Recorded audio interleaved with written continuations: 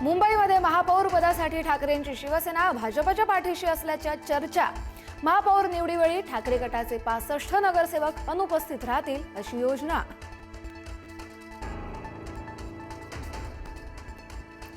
शिवसेनेच्या नवनिर्वाचित नगरसेवकांचा गट आज स्थापन करणार। गटनेतेपदासाठी यामिनी जाधव, तृष्णा विश्वासराव आणि अमेय घोले यांच्या नावाची चर्चा। गट स्थापन केल्यास नगरसेवक फुटीची भीती टळणार।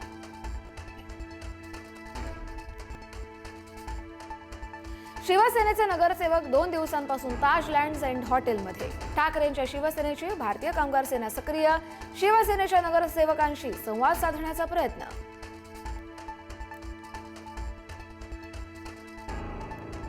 पुढील 8 दिवस मुंबईबाहेर जाऊ नका, भाजपकडून नवनिर्वाचित नगरसेवकांना सूचना। मुंबई महापालिकेमध्ये सत्ता स्थापनेसाठी 8 ते 10 दिवस लागणार, त्यामुळे कुणीच मुंबईबाहेर जाऊ नये अशा सूचना।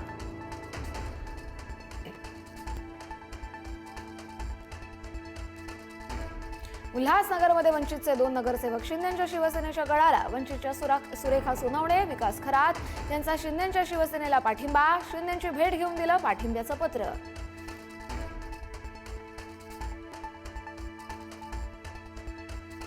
भिवंडीमध्ये भाजपचा पराभव केलेल्या विजयी उमेदवाराच्या घरावर दगडफेक। दगडफेकीनंतर कोणार्क विकास आघाडीच्या कार्यकर्त्यांकडून भाजप कार्यालयात घुसून हाणामारी।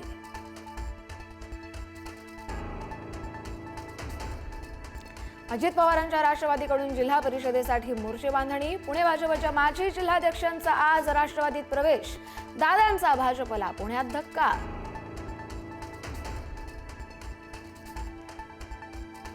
मी केंद्रीय मंत्री तर फडणवीस मुख्यमंत्री, हा विदर्भासाठी सुवर्ण काळ, त्यामुळे विदर्भातील प्रत्येक समस्या सोडवल्या जात आहेत। केंद्रीय मंत्री नितीन गडकरी यांचं वक्तव्य।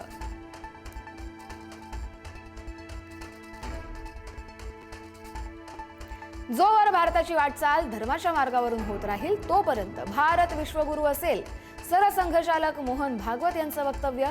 धर्माचं सारथ्य असलेल्या मार्गावरून चाललो तरच सुरक्षित प्रवास शक्य, भागवतांचं विधान।